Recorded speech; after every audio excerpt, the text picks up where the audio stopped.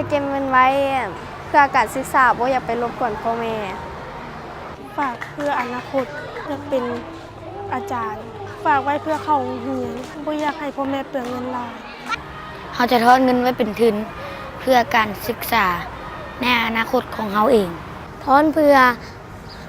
อนาคตข้างหน้าเพราะว่าหลานอยากเป็นทหารใช้ไว้อนาคตเก็บเงินไว้เพื่อไปเรียนต่ออยากเรียนการค้าเป็นทนายเป็นหมอแล้วก็เรียนการทูต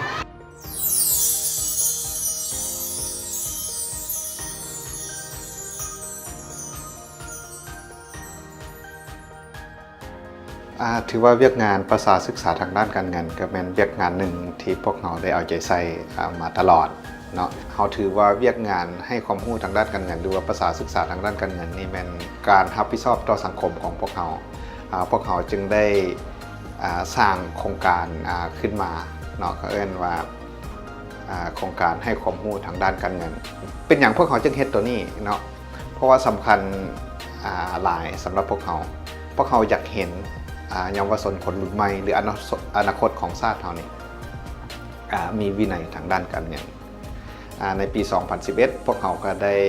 พบกับองค์การหนึ่งเนาะเรียกว่าอัฟฟาตูนภายหลังที่พวกเขาได้เริ่มต้นเนาะร่วมกับอัฟฟาตูนพวกเขาก็ได้มีการนำเอาหลักสูตรของข้าเจ้ามาแปลเป็นภาษาลาวนะแล้วก็ได้มาฝึกอบรมครูฝึกที่เป็นคนลาวและครูฝึกก็ได้ไปฝึกต่อให้กับอาจารย์อยู่ในโรงเรียนซึ่งว่าปัจจุบันนี้พวกเขาก็ได้ฝึกแล้วอยู่ใน60กว่าโรงเรียนในการฝึกนี้เนาะก็แน่นอนตัวนี้ยังบ่ทันเป็นหลักสูตรแต่ว่าเป็นกิจกรรมภายหลังจากนั้นแล้วครูก็ได้ไปเฮ็ดกิจกรรมกับนักเรียนในการเรียนรู้นี่บ่แม่นว่าจะเป็นผู้สมไส้เท่านั้นเนาะสมไส้อย่างเดียวมาฝากถอนอย่างเดียวพวกเขาอยากไปอีกบัดเข้านึงพวกเขาก็เลยได้เริ่มสร้างศูนย์เรียนรู้ทางด้านการเงินซึ่งปัจจุบันนี้เราได้เริ่มอยู่หาโรงเรียนเป็นตัวแบบเนาะศูนย์เรียนรู้ทางด้านการเงินศูนย์เรียนรู้ทางด้านการเงินนี่เห็นอย่างไรเนาะพวกเขาจะเปิดรับให้น้องๆนักเรียนนี่เป็นอาสาสมัครมาแล้วพวกเขามาฝึกให้การบริหารการเงินเนาะการที่ลงบัญชีเป็นเทเลอร์เป็นผู้จัดการศูนย์ให้เขาเจ้าสิได้รู้ว่าการเป็นผู้ให้บริการนี่เราต้องเห็นอย่างใดเก็บอย่างใดเนาะก็ซึ่งว่าได้ผลตอบรับเป็นอย่างดีเห็นให้น้องๆอาสาสมัครนี่ได้เห็นรู้พวกเขาก็ถือว่าคิดว่านี่เป็นการสร้างแรงบันดาลใจให้กับบรรดาน้องๆ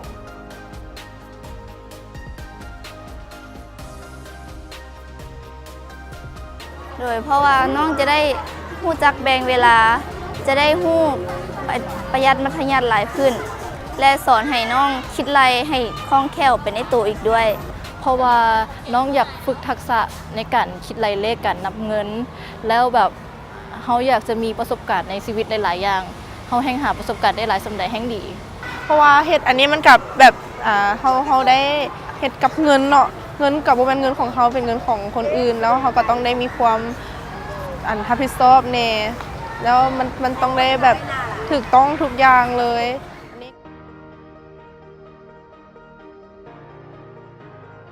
ก็ถ้าเทียบผลดีเนาะทางโรงเรียนนี่เขาจะได้ปลูกจิตสำนึกให้แก่น้องนักเรียน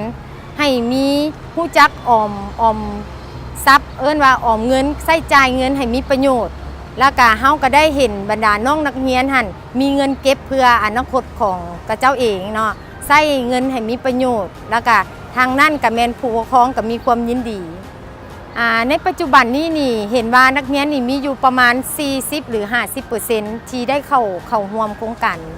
นี้เฉพาะของโรงเรียนลาวเวียดเนาะข้อดีถือว่ามีหลายเพราะว่าเป็นการที่ว่าปลูกจิตสำนึกให้น้องๆนักเรียนรู้จักประหยัดอดออมในการฝากเงิน